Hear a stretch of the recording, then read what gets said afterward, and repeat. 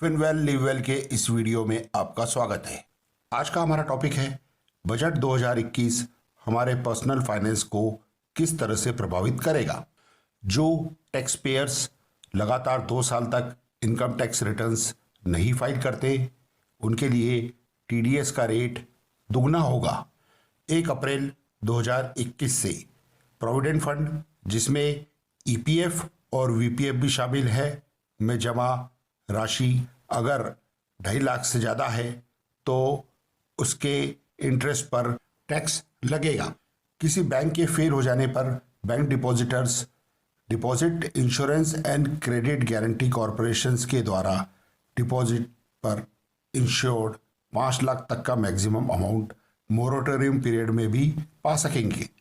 पहले उन्हें लाइसेंस के कैंसिलेशन तक वेट करना पड़ता था, जिसके कारण जरूरत के समय उन्हें पैसे की काफ़ी दिक्कत का सामना करना पड़ा।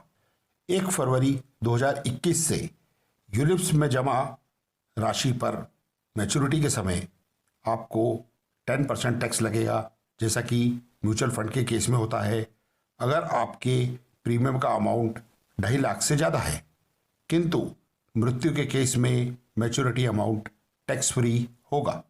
इनकम टैक्स रिटर्न्स में capital gain, dividend income, interest income की डिटेल्स प्रीफिल्ड रहेगी, जिससे कि इनकम टैक्स रिटर्न भरने में आसानी होगी और गलतियां नहीं होगी। सीनियर सिटीजन्स जिनकी उम्र 75 वर्ष से ज़्यादा है उन्हें आईटी रिटर्न्स नहीं फाइल करना होगा अगर उनके पास सिर्फ ब्याज और पेंशन की इनकम है। पेंशन प्रोवाइडर या बैंक उनकी पेंशन से या इंटरेस्ट से टीडीएस डिडक्ट कर सकेंगे।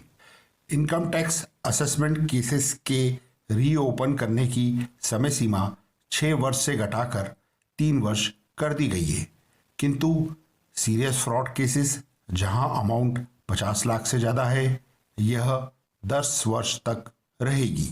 फर्स्ट टाइम होम बायर्स को अफोर्डेबल हाउसिंग यानी कि 45 लाख से कम का घर लेने पर जो लोन के ब्याज पर 1.5 लाख रुपए तक का टैक्स बेनिफिट अवेलेबल था उसे 31 मार्च 2022 तक एक्सटेंड कर दिया गया है। धन्यवाद।